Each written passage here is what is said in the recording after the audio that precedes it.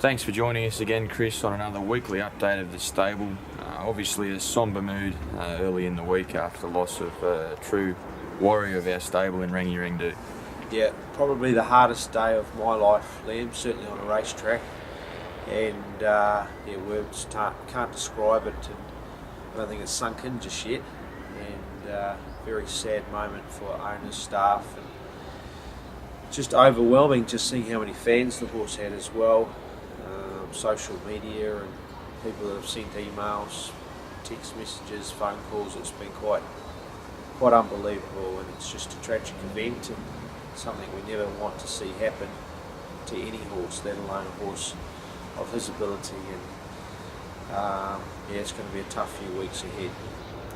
Looking ahead, obviously, to this weekend, another big team of runners, 16 in Rose Hill. We'll start off with the first race. Relaxed and Happy, second up after a good run, and Triple Fortune, first up. Relaxed and Happy went super first up, just missed the start, and was drawn out on Saturday, but hopefully he can jump better and get across from that gate, and he'll be very hard to beat. Triple Fortune, he's a nice horse coming through the grades. He only won a maiden last preparation in his last start, but I think he's certainly a Saturday class horse and one of those late developers. So he trialled well on Monday morning and seems to have pulled up well, so all going to plan, take his place on Saturday and be very competitive at a good price. Straight into the second race, Amavadio, an impressive winner on debut. He steps up to 1,350 metres. So you had him entered in Queensland as well for a listed race. Is that any indication of your opinion of the horse? Not really, I was just concerned about the weather at the start of the week, and trying to find the best races for each horse, and you never know where an easy race may pop up. So he'll stay in Sydney. I think it's the best race for him. Set weights means he wasn't penalised for his maiden win, and he looks very well placed with a good draw, and 1350 should suit. The 3-year-old fillies event, we've got two runners there. Gullible, obviously narrowly beaten last week at Randwick on the 7-day backup, and Sweet Little Eyes, she's 3 weeks between runs now, and probably a touch disappointing after being ridden a little too close last start. Yeah, we had to try and ride her a touch closer from a good draw, but it backfired and she got up over racing, which is exactly what we're trying to avoid with her. So we'll just ride a quiet from an awkward gate on Saturday. And the other filly, Gullible, she just needs a bit of luck and a bit of confidence back in her tank. I think she's one that's just lost her way a little bit this preparation. I still think she's going to be better as she matures into a mare. I think the quick backup shouldn't worry her. Put some blinkers on her, dropping back to 1200, and hopefully she can excel at her home track. The Open Handicap over 1,350 metres, said the stable with 3 runners. Sedcom, the first of those, obviously an eye-catching run at Scone. Yeah, we've worked out, Liam, that he doesn't stay, or doesn't even get a middle distance, so we've reverted back to the shorter trips. And last start, he ran an eye-catcher, and from an impossible position on an on-pace biased track, he ran home very well. So similar race again Saturday, but it's really well placed. You've also got Nocturnal there first up.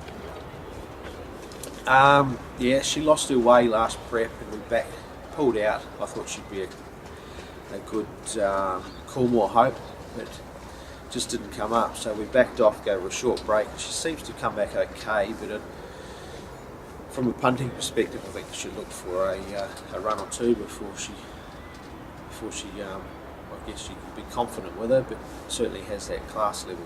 And Tromso, first up, obviously scratched from Randwick last Saturday. I guess you'll be guided by the weather with him. Yeah, I'd like to see the track get back to slow before we start him. 1350 first up shouldn't be too much of a problem. As he was ready to go last week over a shorter distance, but he's a pretty versatile horse and just needs conditions to suit. The mare's over the 1,300 metres. Berry Miller for the Ingham family first up, and Midnight Minx. She's obviously been scratched from recent 2 events and should take a place here. Yeah, she's been a really hard horse to get right, and it's extremely frustrating because she does have ability, and she's another one of those horses that just needs confidence. So she's drawn awkwardly on Saturday, Liam, and it's going to be hard to see things go her way, but hopefully we can just see her finishing the race off. And as you say, Berry Miller, she'll first up. I think she should be in for good prep. She showed signs of being a handy horse last time in and never really delivered a Saturday class win, but certainly midweek performances were good, and hopefully this preparation she can be a consistent Saturday horse. The race 6 on the cards, the open handicap over 1800 metres. 3 runners here coming through the same form line last start out of the Scone Cup. We'll start off with Firebolt. He was probably dictated to by an on-pace bias track at Scone last start. Yeah, definitely, and he's working his way back into form and race fitness after a very long spell. So Saturday, despite his bad draw, should see him be very competitive. We'll go back on him and hopefully finishes off strongly. Elo up to a more suitable distance of 1800 should suit him well. Hasn't had a lot of luck this prep, and he was another one at Scone, and I thought he got home pretty well, and we've just worked out you've got to ride him dead quiet, and then he finishes his races off. I think the distance would be ideal for him. Obviously, Group 1 winning mare from New Zealand, Say No More. She seems to be racing herself into fitness now and looks like she'll be up to a competitive trip on Saturday. Yeah, the distance shouldn't worry her. She's another one that's drawn wide, so we roll forward on her and hopefully she can slot in somewhere on the pace. But as you say, she does have that Group 1 form, which I guess is a hard thing for most horses to find. So once they've got it, it's just a matter of getting them back into form and realising it. Over to race 7, 2 runners over the 1200 metre trip, both carrying the same colours, funnily enough, for the Poolby family and amongst others. Disciple. Great run first up. He was a long way back and rounded them up pretty quickly and won decisively. Did intend on stepping him up in distance, but we've gone against it. Instead kept him fresh and running over the same distance.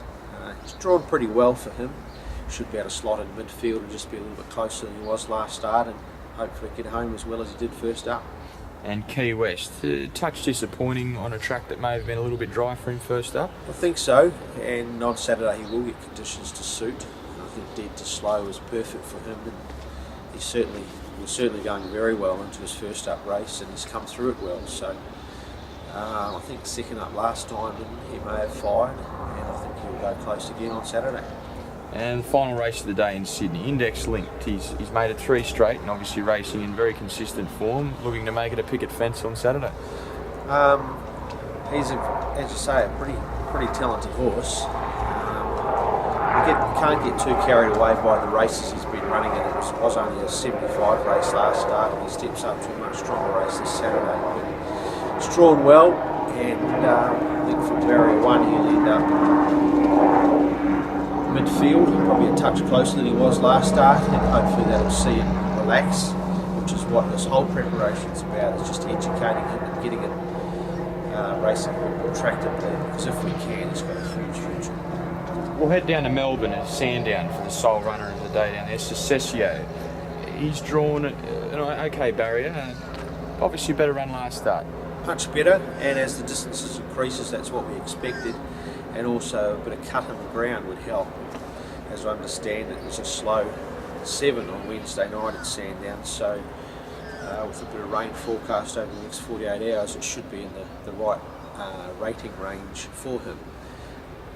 He's still acclimatising. I wouldn't say he's a big strong horse yet. He's still quite slight, and I think in the spring when he fully develops, that's when you'll see a better horse. But he's talented. And although racing against open company, I think he's capable of running better races than this on Saturday, and should again be a very good chance. And straight up to Queensland, 3 runners there on a big day at Eagle Farm. First of those, Moriarty in a small field, the Group 2 Eagle Farm Cup over 2,200 metres. Yeah, $250,000 race and 6 runners, so obviously a few of the better horses have scared them away. It's form coming out of the Doomben Cup. Which obviously we won with beaten up. So Moriarty's been coming through the grade, so to speak. He's won 3 listed races, so now deserves his chance at this level. And I think in a small field, he's got a great turn of foot. He should therefore be pretty adaptable. And Natural Willer retains the ride. He's travelled up there overnight on Wednesday and arrived this morning without any problems. So hopefully he can run well on Saturday and back up 7 days later in the Brisbane Cup. And Dystopia takes her place in the listed mares race over the 1200 metres. Disappointing in Hawkesbury, but the 2 runs prior to that were quite good.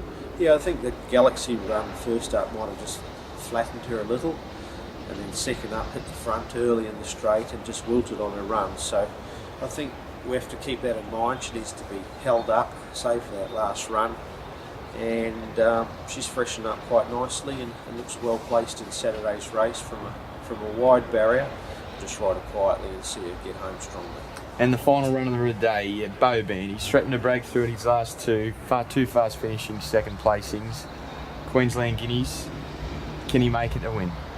It's the right race for him. It's got so much depth to it, and a little bit of luck would be required. Fortunately, he's drawn well, and a few he can get him to settle midfield. I don't think he needs to be any closer than that. And then just hope for a bit of luck in his straight. I'm sure he could get home late. And his work's been very good since his last start. Chris Dell made his presence felt this week in Sydney racing. Obviously, the apprentice that you've sponsored from New Zealand. How's he settled in? Really well. He's a smart boy and nice, strong rider, good hands, and seems to have a good future ahead of him. So it's the right time to be coming to Sydney, just when the main boys, or most of the main riders, are out of town, and it just detracts away from the pressure that is applied in Sydney racing, which is very hard for some people to handle. So it's good to see him here, and I'm sure he'll do well for the stable over the next 10 days. And just on a closing note, Chris, obviously Thursday morning at the time of filming, what's the plans for the rest of the week? Not sure, probably have a pretty quiet few days and just prepare for Saturday, make sure everything's right, travel up to Queensland I think Friday night to watch track work Saturday morning, and be back to Sydney for race day, Liam. Good luck Saturday, mate. Thank you. Thanks.